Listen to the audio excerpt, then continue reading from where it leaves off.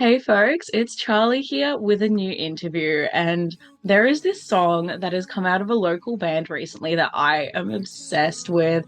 I've been sitting having my morning tea and having like a little sob to it. It's a gorgeous song. It's from It's Acrylic, and I'm joined by one of the members today. How are you doing? I'm good. Hello. Yes, thank you for having me. No, I'm so excited to chat about this song. But to start us off, would you first like to introduce yourself and tell us a bit about It's Acrylic? What do you all do? What music do you make? Let us into your world. Yeah, I'm Tay. I am the singer of It's Acrylic. We're a angry, sad band. Generally, we, you know, genre is always an awkward question, but we're definitely in the rock side of things most of the time. But yeah, just a big, wide spectrum between little and soft and sad, and big and loud and angry. So yeah. Yeah, honestly, I love that. I feel like I wish I could use that to describe myself, but I feel like I'm more on the angry side all of the time. Yeah. Yeah, but y'all are really leaning into that more like the sad, the somber, emotional side with your new single. It's called Kintsukuroi. I sat down for the first time on release day and I was just like, just like listening, I was just like, oh my gosh. This song is so like special. It's written so well. It just evokes so many emotions. Would you like to start us off by telling us a bit about the story in this song? What are the lyrics telling us? Yeah, I wrote this about a when relationship I was in high school. I wrote this when I was in that relationship in high school, so Mm, like the initial lyrics anyway. But we had gone through like a big long breakup period and then gotten back together, and it was definitely like a I don't know. There was this sort of um, this conflicting feeling of like guilt about having um, contributed to the breakup initially to begin with, and mm, um, definitely like a recognition that rekindling the relationship has those emotions still present, like they don't go yeah. away. They continue with it, and sort of the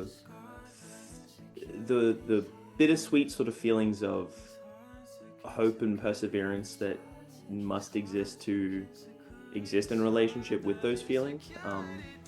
But I think that because I wrote it so long ago, I've injected a lot of similar sentiment from like throughout my adult life so far into that. But yeah, just in general, like the idea that we must grow through the bad experiences and like let them become a part of you to continue it all, I think. Yeah. Yeah. Yeah, I love that. It's sort of like a mosaic type situation. But I'd love to ask then, like sitting with a song that feels so heavy, like listening to this song every time I start to like tear up, or I want to just like, I can't wait to sit on the bus and just like look out the window while listening to the song because like that's the emotion I'm getting from it. How does it feel to be revisiting something that's so heavy and these emotions that are like so present at the time of writing, revisiting it all these years later, coming back and continuing this story? How did that feel? I think it's a double-edged sword. When we're performing this music, I think that having it be quite visceral and having it feel quite real is really, really good for playing it live. It never gets boring. It always feels authentic and sincere when we are playing it. Mm. Um, and I would say that that's true for recording the music as well. It's really, really easy to get a sincere and evocative performance when we're believing it. Um, I think that I personally, and I think other members of the band do as well, get a lot of catharsis. It's sort of quite, I don't know if comforting is the right word, but we all have maladaptive emotional issues, and I think that it can be really, really, it's just like a nice, clean, this is how you feel kind of like catharsis. Yeah, when we're performing the song. So it's like, you need to force a healthy cry sometimes. I think that that's what playing our music usually feels like. Yeah. Oh, absolutely. I was having this exact conversation about that like healthy cry a couple of weeks ago with the darling Niche because her music makes me sob like a baby because it is so gorgeously written. It just cuts. It's exactly what this song does. So it's so like perfect to see you all collaborating with Niche on this. I feel like it's just brought that song up to the next level where it's like you didn't know it could get better, but it can and it has. How Yeah. did this collaboration come about? What was it like working with Um, Niche on this song? so first and foremost, I think I would have seen or heard of Niche first when she won the Q Music Mm, award that she won. That was my first like the name popping out. But then I think I saw she was doing Cube Effect after that, mm, and we had done Cube Effect like 2 years before, and I was like, yeah, I'll go check them out. And like uh, the day that she was playing, somebody else who I did know and had sort of like worked with a little bit was also playing. So I was just like, oh, I'll come and see. She was really, really good. Like mm, obviously really, really good. And we had been looking and hoping to do like have a feature and do a collaboration, and mm, we'd sort of been like looking around a little bit, and I was like, oh, this is the one, like Harry, like I found her. And I at some point independently, I think my girlfriend had heard one of her songs somehow somewhere, and was like, oh yeah, dude, like this song of hers like makes me cry, like I really like yeah. it. And I was like, oh, perfect, okay. Like and but yeah, having her on the song has been so awesome. uh Lachlan, our guitarist, is believes that she should replace me as the singer for the band. So that's mixed feelings about that, but I do get it. I get it. Oh, no, I love that. She just like is one of those artists who like if I'm seeing a live set or I'm listening to her recorded stuff, it just takes you away. It takes you into like the deepest like entry in your journal where it's like I never want to feel this way on a normal basis, but when you're listening to those songs, it just brings up all those feelings. It's Yeah. exactly what I'm getting here. I cannot get enough of this song. I sat down to write about it the other day where I was like, I'm going to write a review. It's going to be like a normal review. And I just got in this state where I'm like, it's like someone knows what you're going through with Yeah. this song. Yeah. Like, I can't remember exactly how I wrote it, but it's like you're in like a crowded bar and you make eye contact with someone and they smile at you. They know what's going on in your head. That's how this song feels. Yeah. Yeah.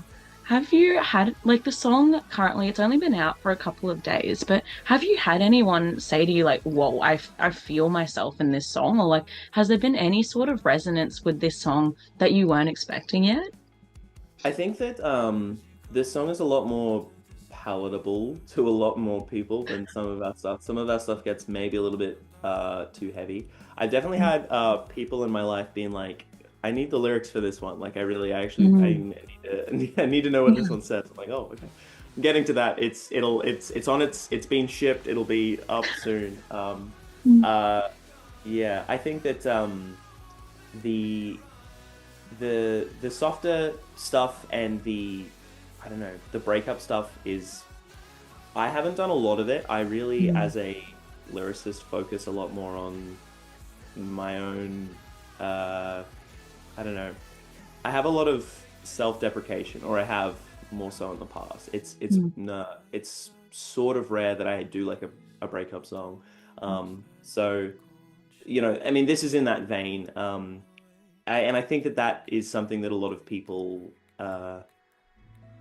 have experienced. yeah. um, yeah, I think that uh, there was um, oh, what was I going to say? I've blanked. I'm sorry. I've blanked It's on that. okay. Yeah. Yeah. But I don't know. I feel like this song also, as you're saying, a lot more people have experienced this sort of thing. It slips perfectly into like the regular rotation, into the playlist. into like the very melancholic type playlist, but it still like Yeah. sits so comfortably in there. I'd love to know if there were any like driving musical inspirations and influences that went into like the writing process or putting it together with the whole band. Hmm. Um, so that's probably going to be a hard question for me to answer Mm. alone because we Yeah. we all collaborate, so we all have our own influences and our own tastes. Um, and again, like the initial conception of this was like so long ago. Yeah. Um, I know that like for me, my biggest inspiration, especially on this sort of writing at this time in my life, would have been like Ed Sheeran's first album. Not his Mm. like party Yeah, yeah, yeah. dance stuff, but like his first album that was just Mm. really like sad and acoustic. Definitely a massive influence. Ah. I think we murmur and whisper about Phoebe Bridgers in most of our like places, and that's definitely true. I think that Mm. super early in the band, when we first started writing as a group, Phoebe Bridgers' Punisher album had come out like pretty close. I think a little Mm. bit after our like we first met, but that was like we were all like, oh, that like we have to do that. Without being derivative, but Yeah. yeah, yeah, I think that for me it's harder to link the A to B, but I Mm. listen to a lot of Nils Frahm, who is like a neoclassical electronic like musician. Mm. Um, Textural focus is really, really important to Mm. his work. So much of it is like soft, tactile, ambient.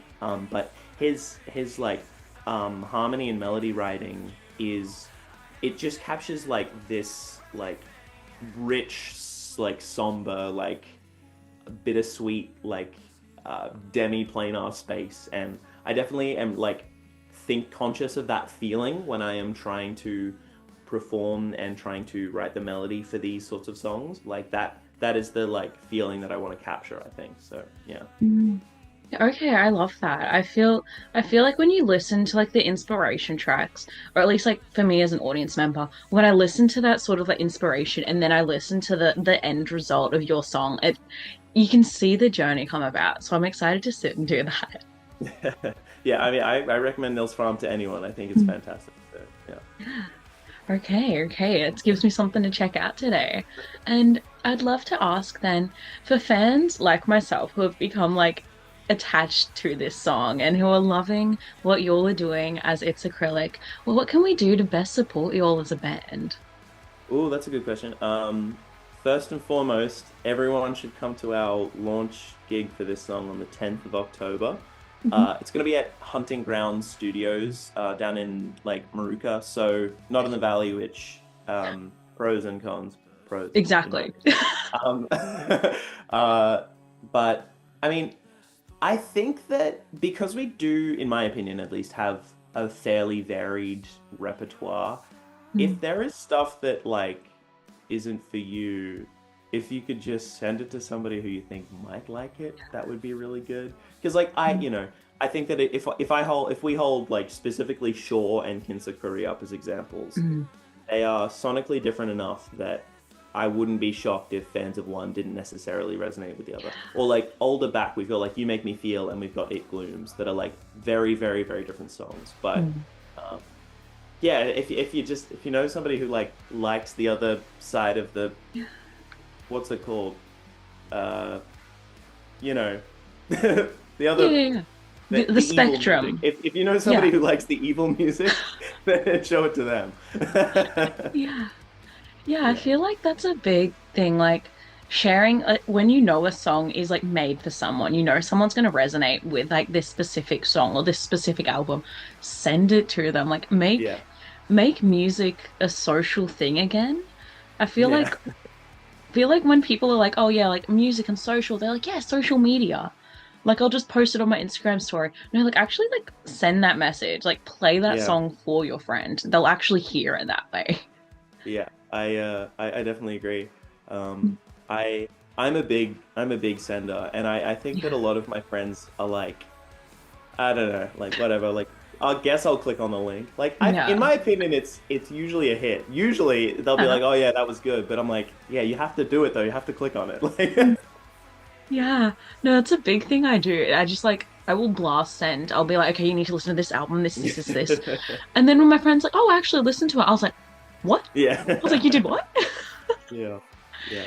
I mean, Yeah. yeah. They most of the music I don't really listen to that much. Like I'm on Apple Music primarily, Mm, not Spotify. yeah. So Apple Music's like algorithmic like music for you stuff. It I don't know if I even know where it is on the app. So Yeah. almost all of the music I listen to comes from either just me clicking and exploring the Mm, artist's other music or just friends' recommendations. But all of yeah. my friends are musicians, so like they all have good taste in, I guess. Like so, yeah. Yeah. No, that's fair. I was a Spotify user and like I think I'm like 1 or 2, maybe even 3 months now, no Spotify. And I haven't gone anywhere else. I'm like YouTube music? Yeah, true.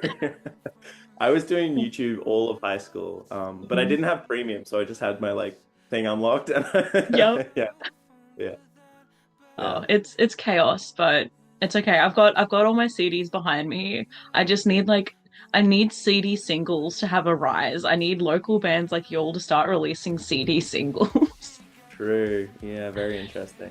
Um, Yeah. I saw who was it? Lola Young was doing cassettes for her merch, which is Yeah. crazy. Yeah, they've made a massive comeback, which is a bit Yeah, random, but I'm loving it. yeah, yeah. But, but yeah, you all mentioned you've got a launch gig coming up. Can you tell us a bit about that? What can we expect? Why should we blast the group chat and say let's all come along? I think you should blast the group chat because Niche is going to be supporting, like the main support for us. Mm. So if you like Niche on Kintsukuroi, or if you're only listening to Kintsukuroi because of Niche, then you've got your opportunity right there. Um, it's pay what you want as well, which I think is nice for a lot of people. And we play. This is going to be our first gig this year, and it's late into the year. Like we Mm. very rarely play live because we're lazy and busy and we hate each other. So this like if you do want to see us, this is probably it. Like yeah, yeah. Yeah. But I think I think that we have been celebrated for our live energy pretty consistently. I think that a lot of people are more likely to I don't know. It can be really really hard to if you don't know the song like off the back of your head, Yeah. like from the what's the word I'm looking for? If you don't know the song well, it can be really really hard to enjoy it and have it resonate live. So Mm. exploring new music, if it is new, if it's unfamiliar to you, it has to be really like well presented live, I think, Yeah. to kind of cut through. And I think that that's feedback that we've had is that our live energy and our capacity to play live is pretty good. So, Mm. um, yeah, you're only missing out if you don't come. So Yeah. Okay. I feel like that's a sales pitch I can get behind. I love that. thank you. And I'd love to close off our chat today by doing that thing before where I said our friends send us the music and that's the music we love. I would love to hear who's on your playlist, who have you been listening to and loving, and would love to like give the seal of approval to and give a shout out to. Okay, all right. So I'm gonna go to my Apple library and I'm gonna bring up a couple of albums. Hmm. Um, uh, okay, so this album by Nils Hmm. Fram, um, this is the one. You have to skip the opening song though. The opening song is Okay. not Nils Fram, but that's the album art. The album Hmm. is called Music for the Motion Picture Victoria. Also, from Brisbane, I think. Um, this artist has really inspired the way that me and Kale work together. I think um, he's got a his name's Emerson Leaf, so this is him, Hmm. Emerson Leaf. But specifically, the song he did with Golden Vessel, Yeah. Hesitate, is like I I can listen to this song over and over and over again, like start to finish, just like Hmm. loop play it. So also, my girlfriend's been showing me a lot of Sea Rose, which I've been really liking. So I don't know. Have you heard of Sea Rose? No, I haven't. It's very sad, soft, melancholic stuff. Mhm. The I think the song that I've liked best so far has been the song called "Funny" by Sea Rose. Yeah, that's Yeah. those are my three, one album and two singles, or an Okay. artist, Yeah, yeah. whatever. Yeah, that's it. That's Yeah. what I've got. Okay, I'm excited to check those out. Thank you for sharing. No worries.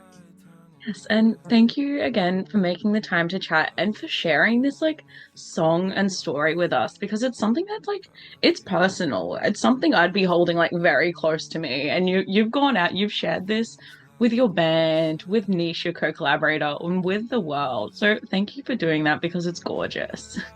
No worries. Thank you. Thank you very much for having me.